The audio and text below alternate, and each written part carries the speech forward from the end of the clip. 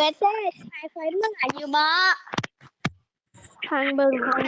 นที่12ก่อนเดี๋ยวถามกันใหม่ก่อนว่าสิได้มื้อใดแท้มื้อขึ้นเรือนน่ะขั้นผู้เจ้าให้ไปกับที่ได้เมื่อวันที่11เขาสิเมื่อนำมายื่นแฮงจันทร์เข้าบ้านนี่เนาะวันเมื่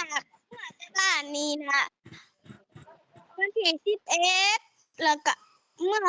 ไปหาเจ้าวันที่12เพราะว่าอันเทื่อเอื้อยยังสิลงกับอาอยู่เด้เดี๋ยว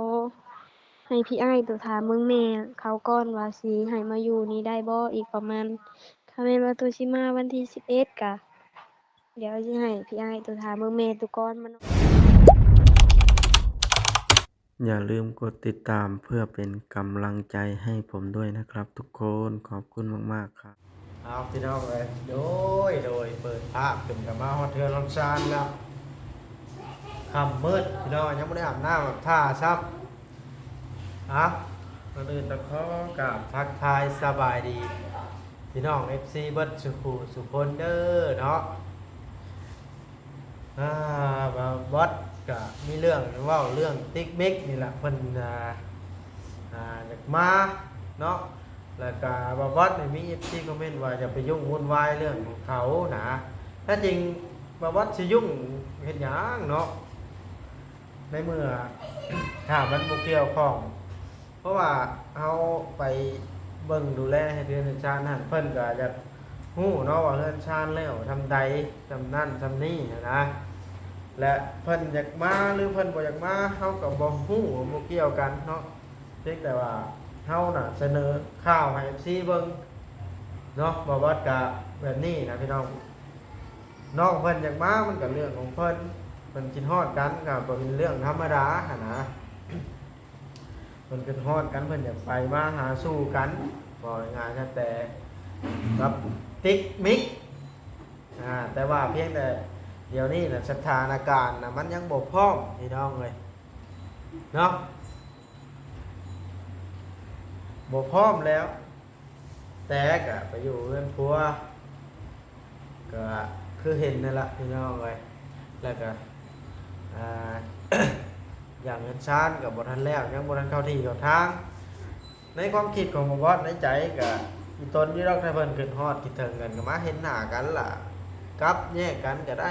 กันว่าจะมาอยู่เลยโอ้ยลำบากเด้อพี่น้องเด้อน้องในเมื่อชองน้อยนั่นก็ไปอยู่นะมีความสุขแล้วนะ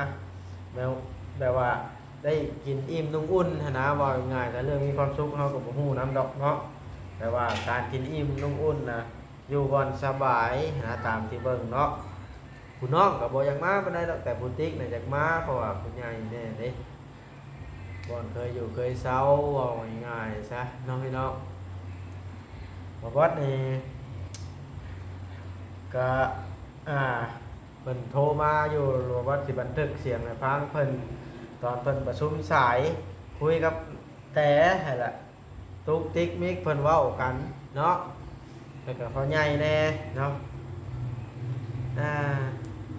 ก็เรื่องนี้ก็บ่วัดก็ขอออกความคิดเห็นกับเพิ่นจักเล็กจักน้อยนะหากแล้วแต่เพิ่นสิตัดสินใจดอกบ่แม่นว่าบ่วัดสิบังคับให้จะตามใจเล็กน้อยอย่างท่านจังซี่ได้พี่น้องว่ามันแล้วแต่เพิ่นตัดสินใจแต่ว่าเอาแนะนำทางที่ดีแล้วบ่อยากให้มาบ่วัดนะเป็นอย่างที่ว่านั้นอดเอาซะก่อนจนฮอดกับเบิ่งสถานการณ์มันนี่แล้วมันบ่เพียบพร้อมเด้พี่น้องเนาะคือเงินคำกับแก้วกับขนาดแต่นี่ก็ยังมีแต่ผู้หลักผู้ใหญ่เพิ่นซอยเนาะทำเพิ่นป้าเพิ่นทิ่มนี่แห้งเต็กนี่สาธุเพิ่นกระจายบุญอริผู้หลักผู้ใหญ่ก็ได้เนาะซอยเหลือมาโดยตลอดหลังที่3เลยซอยเรือนนี่ก็ได้เพิ่นซอยไปเป็นชุดพี่น้องเลยยังสิมาเฮ็ดแต่เพิ่นปวดหัวอยู่อีกโอ้ยทางที่ดีอดเอาบ่บอดว่าแต่ว่าน้องเพิ่นอยากมาเนาะพี่น้องจังได๋ล่ะมีแต่ว่าจังบ่เสียเวลาพี่น้องเลยเนาะไปพังนำกันเลยตอนที่ว่าแต่กับติ๊กมิกพ่อใหญ่เพิ่นคุยกันพี่น้องเลยปะ บอบอสก็ได้บันทึกไว้แล้วล่ะเนาะ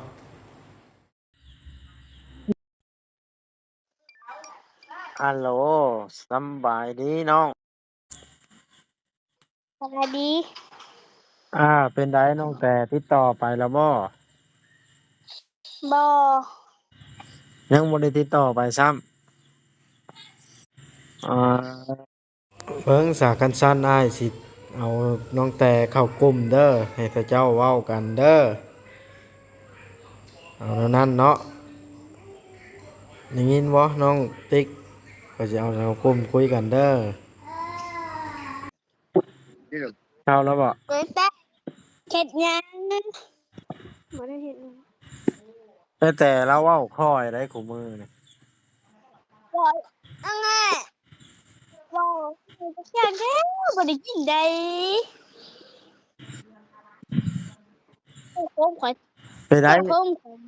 ชัดแต่เป๊ะเลย แต่คุยแล้วบ่กับอันน้องนะ ยัง ยังบ่ได้คุยซ้ำ แม่นกำลังหับเด้ อ๋อกำลังหับเพิ่นมีหยังก็บอกโลดเด้อน้องนะห่านให้แล้วเด้น้องก็ได้ข่อยยังบ่ทันได้หายนี่คือเสร็จตา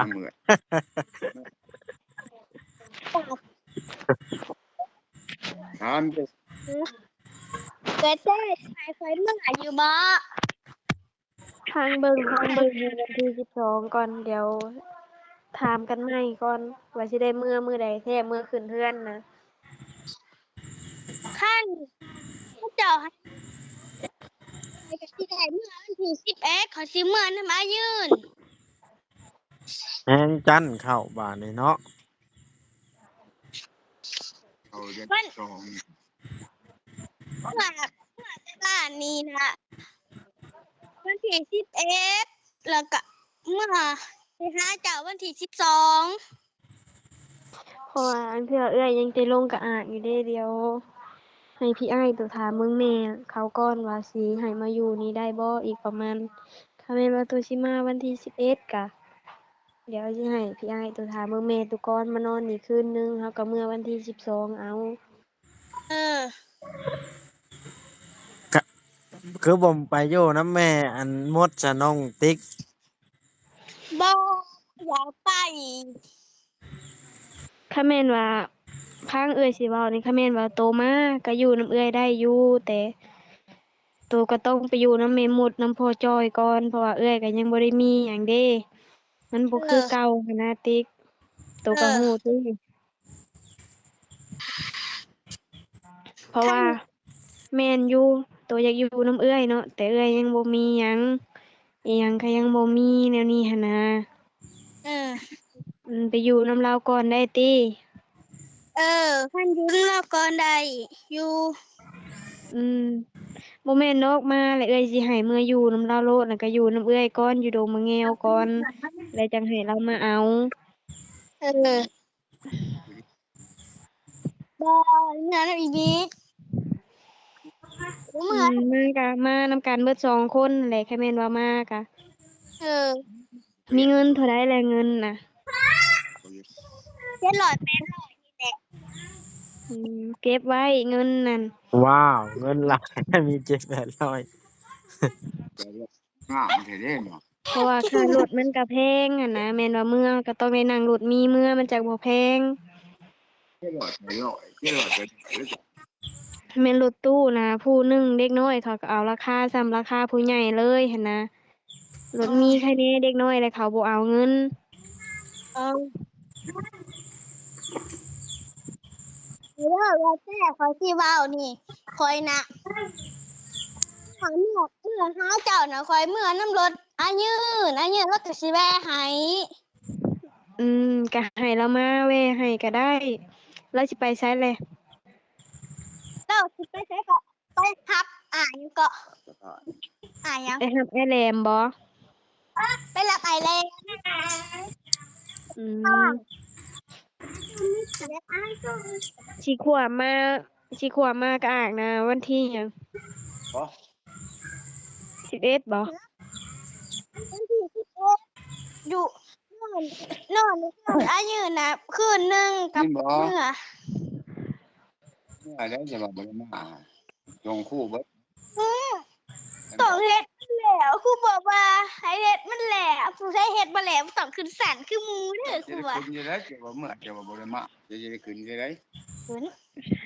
วันที่ได้จะเดือนได้จะเปิดเทอมนะ วันที่16เดือนหยังก็ เด้นหา เดือนหน้าผู้ อืมมาก็มาลิ้นได้อยู่บ่แม่นเอ่ยบ่ให้มาแต่มันก็ยากกระเทินปิดเทอมเลยก็มาก็มา มาจอของได้พอยังไงเบิ่งแน่พุ่นนอนทางยังสิเหลือให้หมู่เบิ่ง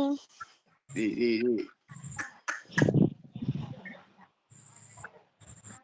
น้องหล่าไปใช้ก็บ่มาเว้าซะ ปานมันสิโสด มันยังไม่ใหญ่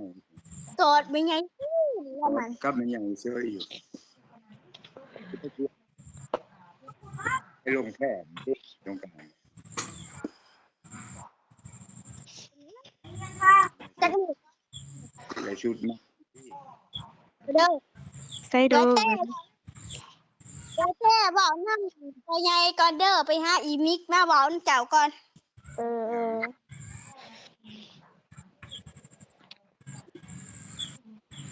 เมื่อน้องบ่ได้เมื่อน้อง น้องบ่อยากเมื่อว่าติ พอน้องบ่ได้เมื่ออยู่ไปเมืองใหม่นั่นไม่ใหญ่ไปเที่ยวนั่นไม่ใหญ่พุ่น โอ้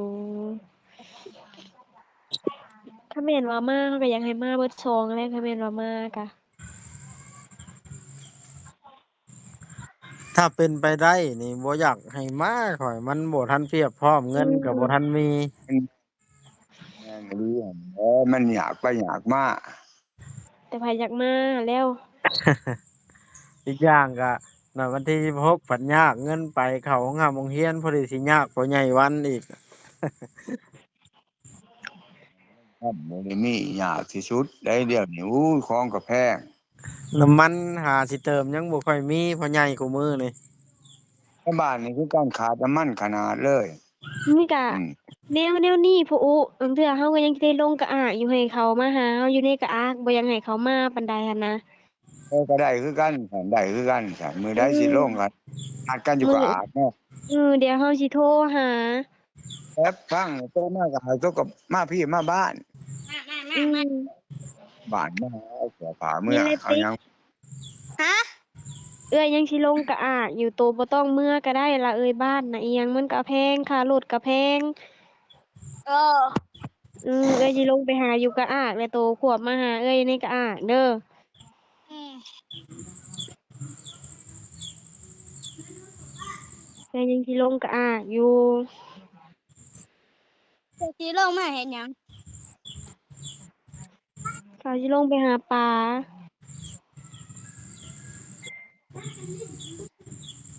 นี่ก็มาเห็นกะยืนอายืนเนาะ เออ มาพี่ มาเห็นกันกอดกันขึ้นฮอดกันแล้วก็กลับไปแล้วมันจังบ่ยากเปิดเทอมก็ได้เรียนต่อ อืม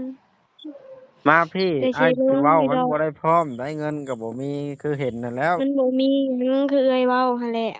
สิ่งทุกอย่าง ตั ผู้ ว ใหญ่ เมื่อ เพิ่น ได้ ช่วย บ่เมื่อได้บ่แล้วตัวอยากไปเรียนเด้ซะเอ้ยบ่มีเงินแนวนี้นะเงินเอ้ยก็บ่ได้หาขนาดเอ้ยยังคิดย้อนเงินสิเอาเลขออกนี่แฮงกระเต็ก ฮะ เอ้ยยังสิได้ไปผ่าเลขออกอยู่แฮงหลายแฮงแพง เจ้าใส่เล็กบ่ อืม แม่เพิ่นน่ะเอาเวลาปิดโทรศัพท์โอ้ย โทรศัพท์เครื่องนี้นี่เป็นโทรศัพท์ไผพ่อใหญ่โทรศัพท์เจ้าบ่หรือของโทรศัพท์เล็กน้อย อืม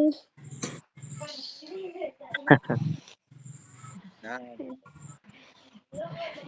อยู่น้ำผู้หั่นแหละก่อน เรือได้นี่แหละพ่อใหญ่เรือได้ขู่ให้ลิน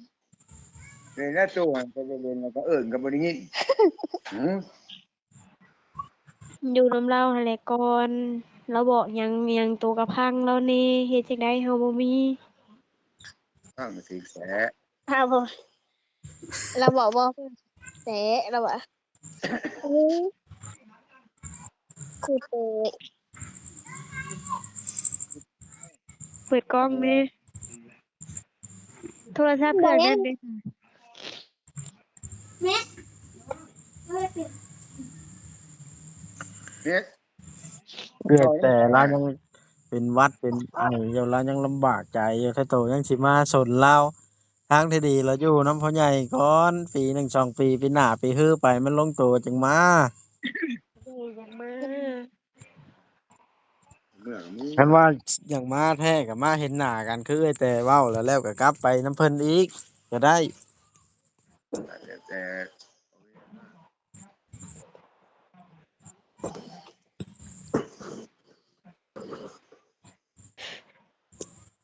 ใช้ล่ะติ๊กนะก็ว่าเปิดกล้องคือบ่เปิดกล้อง มันบ่เห็นมันมืด ปิดไฟแล้วบ่ ให้ โถเดี๋ยวเด้อเดี๋ยวโถยเดี๋ยวเปิดกล่องให้เบิ่งอืม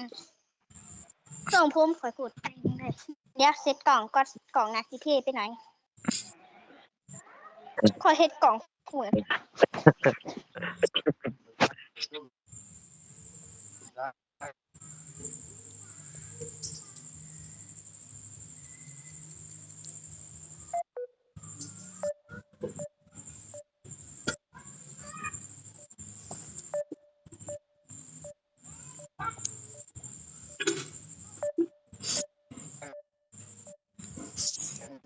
สัญญาณบ่ค่อยมีเปิดกล้องแล้วสัญญาณ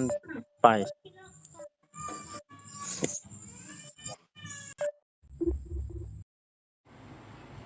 พี่น้องได้พูดคุยแล้วก็สัญญาณบ่มีเวลาตัดไปพี่น้องเลยเนาะแล้วแต่น้องๆเพิ่นสิคุยกันกับพ่ออุ้ยพ่อใหญ่เพิ่นเนาะเฮามีแต่ว่าเอาความคิดเห็นแนะนำเล็กๆน้อยๆได้เนาะแล้วก็เสนอข่าวให้ FC เบิ่งชมเนาะว่าน้องนุ่งเพิ่นอยู่จังใดกินจังใดชีวิตตอนนี้นะเพราะว่าตุ๊กติ๊กมิกแต่นี่เป็นขวัญใจของ FC หลายๆคนเนาะที่ติดตามเบิ่งตั้งแต่ยังน้อยๆว่าสั้นไปเนาะแล้วปัจจุบันนี่ก็ยังมี FC ติดตามคอยเบิ่งชีวิตเพิ่นอยู่กันไปมาเนาะพี่น้องบอกว่าจะตนอยู่พี่น้องเลยมันหนักกว่าจ้างในเหตุคนมันเคยอยู่นำกันฮอดกันอยากไปมาหาสู้กันมันก็เป็นเรื่องธรรมดาของมนุษย์เนาะพี่น้องแต่ว่าสถานการณ์มันบ่เพียบพร้อมเงินข้ามกับแก้วก็ได้พี่น้องเลยขนาดบอกว่าบ่ได้นั่งเฮือนจักเถื่อกังเวียงเว้นบ่ได้เคยอยู่เฮือนจักเถื่อยังบ่มีเงินใช้นะเมียก็ไปขายเครื่องบางเถื่อแต่ว่าเราบ่ได้ค่อยไปดอกนานๆที่อยากได้ไปพี่น้องเลยมันยามร้อนแล้วมันมียามขายยามฝนแล้วเราก็บ่ได้ไปขายแหละพี่น้องทุกความคิดอยู่เอาคลิปนี้ก็ได้สิได้ประมาณนี้แหละเนาะ FC มีความคิดเห็นจังไดก็พิจารณาคอมเมนต์กันเข้ามาเด้อพี่น้องเด้อเนาะนี่พี่น้องผัดลมไอ้น้ำฮ้อนจำใดก็จนมักหนาวแตกพี่น้องเลยไส้ดีอะไรผัดลมที่ผู้ใหญ่เป็นชื่อให้แม่กงวาลีกับเอื้อยจูรี่นะครับจำใดก็ขอบคุณขมุกขอบใจเพิ่นหลายๆเด้อเนาะขอให้เพิ่นอยู่ดีมีแห้งสุขกายสบายใจเนาะแล้วก็ตู้ซักผ้าแน่บอกว่าได้ก็โอ้ยเมียบอกว่ายังเผาอยู่ประมาณเดี๋ยวนี้เราอยู่ห้องน้ำมัน เราเพิ่นแห้งคือตัวนั้นแหละดีใจแห้งเราตื่นเต้นแห้งมือเซอร์ไพรส์แล้วเนาะเอาโอเคบัดนี้พี่น้องเอาหลายมันยืนยาวเนาะรอเบิ่งเราชมตอนต่อไปแล้วเนาะเพื่อนชาญก็ใกล้สิแล้วแล้วล่ะพี่น้องเอ้ยเพื่อนชาญตั้งแต่เฮาไปเผาไปเบิ่งกันติดลูกติ่งแล้วสองด้านแล้วมันนี่เนาะแต่ว่าไม่เซอร่ามันบ่อยากพอเดี๋ยวสั่งอันไอ้เวียดเข้าไป ส่งให้ไหมเบาดิเพิ่นไปสั่งแล้วบ่เนาะเราก็ยังบ่ได้ถามเพิ่นยังประมาณตับ2ตับนี่แหละใส่ผ้าครับเอาไปตัดเล็ดขอบมันเนาะ